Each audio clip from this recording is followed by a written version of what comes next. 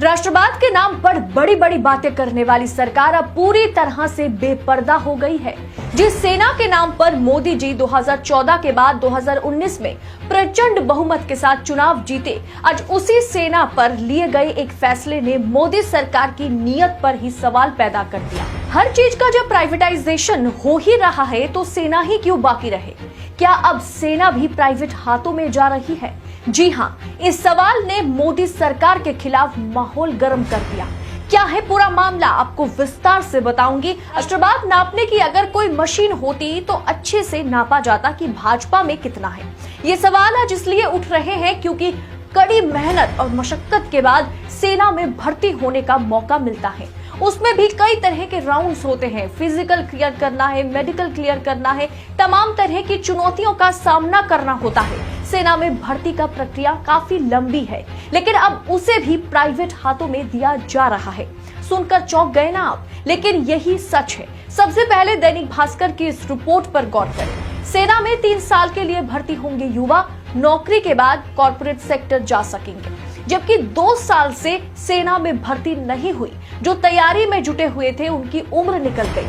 सेना में 1.25 लाख पद खाली पड़े हैं और सरकार क्या ऐलान कर रही है कि अब सेना में 3 साल के लिए भर्ती होंगे युवा, नौकरी के बाद कॉर्पोरेट यानी कि प्राइवेट सेक्टर में जाएंगे, जिसे सरकार ने अग्निपथ भर्ती प्रवेश योजना का नाम भी दे दिया। पहले तो 2 साल तक भर्ती नहीं हुई और अब कॉन्ट्रैक्ट बेसिस पर 3 साल के लिए सेना में भर्ती शुरू हो रही है। ये थोड़ा उस तरह का नहीं है कि हाथ में से पनीर थाली छीनकर दाल चावल पकड़ाया जाए और सरकार कह रही है कि देखो हमने क्या बढ़िया काम किया।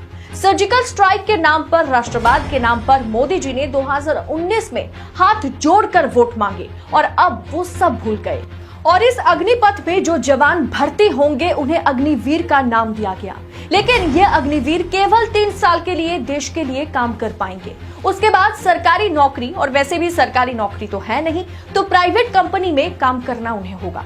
क्या यह एक तरह से युवाओं की जिंदगी के साथ खिलवाड़ नहीं है? इस पर आरएलडी प्रमुख जयंत चौधरी ने एक शानदार ट्वीट किया। उन्होंने लिखा, वाह, अधिकारियों के लिए भी ये नियम लागू कर दे। सोचिए अगर विधायक और सांसद का काम 6 महीने देकर ही 5 साल की पक्की सदस्यता मिले तो कितने माननीय तैयार होंगे।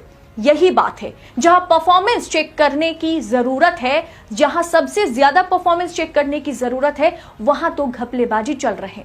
इतनी मेहनत मशक्कत के बाद 3 साल के लिए सेना में नौकरी, कॉन्ट्रैक्ट के बेसिस पर नौकरी सेना में, क्या यह सुरक्षा के साथ खिलवाड़ नहीं है? क्या ये युवाओं के फ्यूचर के साथ मजाक नहीं है? लेकिन हाँ, ये एक तरह से अच्छी बात भी है कि 3 साल तक परफॉर्मेंस देखकर उन्हें परमानेंट किया जाएगा।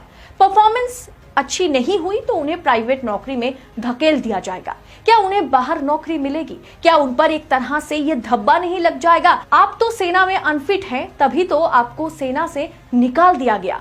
इस मुद्दे पर तमाम सवाल खड़ा हो रहा है। मोदी सरकार से विपक्ष पूछ रहा है कि अभी तक जिस आधार पर भर्ती होती थी, क्यों उसमें बदलाव की जरूरत पड़ गई? किस नियत से बदलाव की जा रही है? क्या अब सेना में भर्ती के पूरे प्रोसेस को मोदी सरकार प्राइवेट हाथों में देने वाली है? राजनीतिक गलियारों में तमाम सवाल घूम रहे। अब सेना अगर देश की सुरक्षा के साथ साथ कौन फिट है, कौन अनफिट है, किसका परफॉर्मेंस कैसा है, इस पर काम करेगी? ऐसा संभव नहीं है। इस पूरे प्रोसेस को किसी प्राइवेट कंपनी के हाथों में ही दिया जाएगा। आपको क्या लगता है?